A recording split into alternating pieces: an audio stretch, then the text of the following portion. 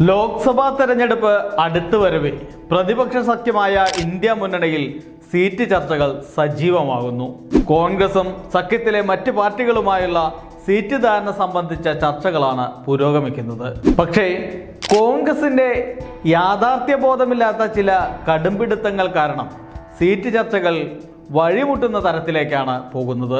ബീഹാറിൽ 10 മുതൽ 12 വരെ സീറ്റുകൾ കോൺഗ്രസിന് ലഭിക്കുമെന്നാണ് റിപ്പോർട്ട്.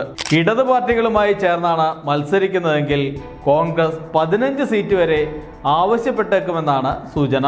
ജാർഖണ്ഡിൽ ആകെയുള്ള 14 സീറ്റുകളിൽ 12 എണ്ണവും വേണമെന്നാണ് കോൺഗ്രസിന്റെ താല്പര്യം. 7-ൽ താഴെ സീറ്റുകളിൽ ഒരിക്കലും തൃപ്തിപ്പെടാനാവില്ലെന്നാണ് കോൺഗ്രസ് നിലപാട്. UP-യിലാണെങ്കിൽ 40 സീറ്റ് വേണമെന്നാണ് കോൺഗ്രസിന്റെ ആവശ്യം. 20 എണ്ണമെങ്കിലും സംസ്ഥാനത്ത് കിട്ടുമെന്നാണ് അവരുടെ പ്രതീക്ഷ. UP-യിൽ സമാജ്വാദി പാർട്ടിയുമായുള്ള കോൺഗ്രസിന്റെ സീറ്റ് ചർച്ചകൾ പുരോഗമിക്കുകയാണ്. 80 ലോക്സഭാ സീറ്റുകളാണ് UP-യിലുള്ളത്. പശ്ചിമ ബംഗാളിൽ 6 സീറ്റ് വേണമെന്നാണ് കോൺഗ്രസ് ആവശ്യപ്പെട്ടിരിക്കുന്നത്. എന്നാൽ 2 എണ്ണം മാത്രമേ നൽകാനാകൂ എന്നാണ് തൃണമൂൽ വ്യക്തമാക്കിയത്.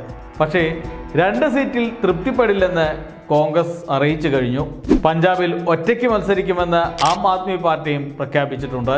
ഈ ഒരു സാഹചര്യത്തിൽ കോൺഗ്രസിന്റെ നാഷണൽ അലയൻസ് കമ്മിറ്റി പഞ്ചാബിനെ സംബന്ധിച്ച് റിപ്പോർട്ട് സമർപ്പിച്ചിട്ടില്ല. നാഷണൽ അലയൻസ് കമ്മിറ്റി രാഹുൽ ഗാന്ധിയുമായും കോൺഗ്രസ് അധ്യക്ഷൻ മല്ലികാർജുൻ ഖാർഗെയുമായും കൂടിക്കാഴ്ച നടത്തിയിരുന്നു. നേരത്തെ ഡിസംബർ 19-ന് ഇന്ത്യ സഖ്യം യോഗം ചേർന്ന് സീറ്റ് വിഭജനം സംബന്ധിച്ച പ്രാഥമിക ചർച്ചകൾ നടത്തിയിരുന്നെങ്കിലും വിഭജനം സംബന്ധിച്ച് ഇതുവരെ ധാരണയായിട്ടില്ല.